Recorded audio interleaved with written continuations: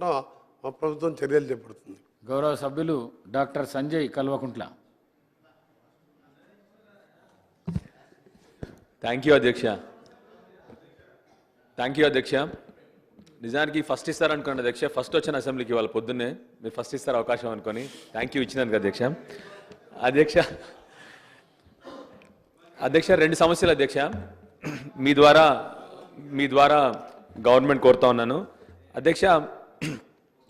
Senior శాసనసభ్యులు విద్యాసాగర్ రావు గారు, మా మాజీ శాసనసభ్యులు కొరుట్ల కాన్స్టిట్యున్సీ వారు ఉన్నప్పుడు అక్కడ ప్లాట్ లేని వారికి, అంటే ప్లాట్ ఉన్న వాళ్ళకేమో గృహలక్ష్మి ఇవ్వడం జరిగింది అధ్యక్ష. ఎవరికైతే ప్లాట్ కూడా లేదో వాళ్ళ కోసం 1000 ప్లాట్లు ఐడెంటిఫై చేసినాం అధ్యక్ష. అయితే అప్పుడు నోటిఫికేషన్ రావడం వల్ల ఆ ప్లాట్లు ఆ బీదస్తులకు ఇవ్వలేకపోయాం అధ్యక్ష. దయచేసి మీ ద్వారా కోరేది ఏంటంటే, మా జిల్లా మంత్రులు కూడా ఉన్నారు ఇక్కడ, పొన్నం ప్రభాకర్ గారు ఉన్నారు, శ్రీధర్ బాబు గారు ఉన్నారు ఇక్కడ, మా విప్పులు ఉన్నారు. మీ ద్వారా కోరేది ఏంటంటే అతి తొందరగా వాళ్ళందరికీ కూడా, ఎవరైతే లబ్ధిదారు ఉన్నారో వాళ్ళందరికీ కూడా అతి తొందరగా ఈ ప్లాట్లు డిస్ట్రిబ్యూట్ చేయాలని కోరుతున్నాను అధ్యక్ష. ఎందుకంటే కొందరు అక్కడ వాళ్ళ రాజకీయ ప్రయోజనాల కోసం కొందరు మంది వెళ్ళి దాన్ని కబ్జా చేస్తున్నారు అధ్యక్ష.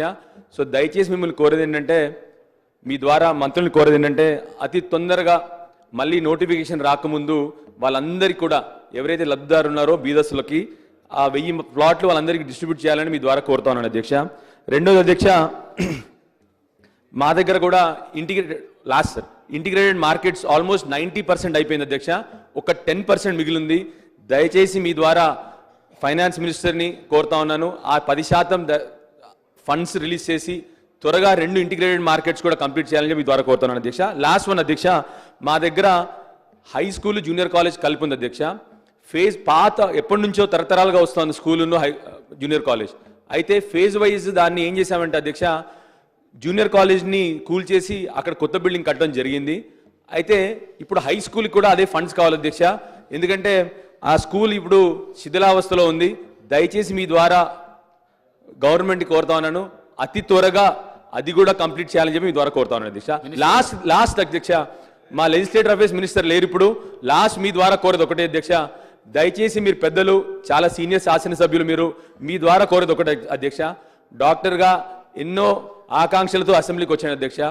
దయచేసి ఈ అసెంబ్లీలో కొద్దిగా పదజాలము, కొద్దిగా వ్యంగ్యంగా మాట్లాడడము, వెటకారంగా మాట్లాడడం అది తగ్గించాలని చెప్పి మిమ్మల్ని దయచేసి మీ ద్వారా అందరినీ కూడా కోరుతా ఉన్నాను అధ్యక్ష. థ్యాంక్ యూ అధ్యక్ష, అవకాశం ఇచ్చినందుకు. మినిస్టర్ గారు,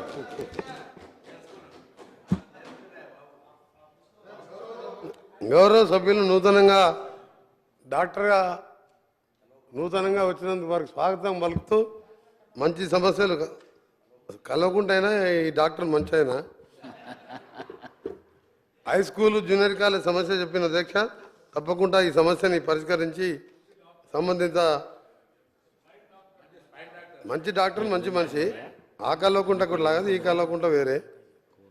దాంతోపాటు భాష గురించి చెప్పిన అధ్యక్ష, మన గౌరవ ముఖ్యమంత్రి గారు నల్గొండకు వచ్చి వీల్ చైర్లో కూర్చొని ఆ భాషలు, మాజీ ముఖ్యమంత్రి పర్మనెంట్ మాజీ, ఆ భాష భారతదేశంలో ఏ రాష్ట్రంలో ఏ మాజీ ముఖ్యమంత్రి ఏ మంత్రి మాట్లాడే విధంగా దున్నపోతూ బర్రెలు పాలిచ్చే బర్రెలు అని ఏవో మాట్లాడిండు.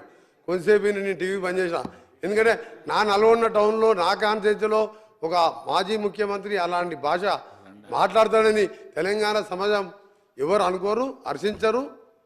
అందుకనే కల్వకుంట్ల డాక్టర్ గారికి ఏం చెప్తున్నా అంటే, ముందుగా ఆయన ఒక మెయిల్ ద్వారానో ట్విట్టర్ ద్వారా ఆయన పంపి, ఇక్కడ అందరు సభ్యులు బాగానే మాట్లాడుతున్నారు, కొద్దిగా అన్ని నోట్ చేసుకున్నా మంచి సలహా ఇచ్చిండబ్బా. మంచి డాక్టర్ అయినా సరే కొత్తగా వచ్చినా సరే మంచి సలహా ఇచ్చాను. పోయిపోయి నా కాన్ఫరెన్స్లో దున్నపోతు పాలిస్తుందా ఏమో మాట్లాడిండు, నాకు ప్రాబ్లం అనిపించింది. నా ఏరియాలో నా టౌన్లో మా నల్గొండ అంటే మర్యాదకు మారిపోయారు, తెలంగాణ అంటేనే మర్యాదకు మారిపోయారు. అలాంటి తెలంగాణలో ఒక 10 సంవత్సరాలు ముఖ్యమంత్రిగా ఉండి వాడిన భాష చాలా సభ్య సమాజం ఇవాళ అందరూ కూడా బాధపడుతున్నారు, ఏంది ఇలా మాట్లాడు. అలాంటివి వారికి కూడా సలహా ఇవ్వమని చెప్పి సభ ద్వారా వారు కోరుతూ, మేము కూడా ఆ మాజీ ముఖ్యమంత్రి గారికి సలహా ఇస్తున్నాం, అలాంటి భాష మాట్లాడొద్దని ఎవరు కూడా మాట్లాడొద్దు. గౌరవ సభ్యులు కోరం కనకయ్య గారు.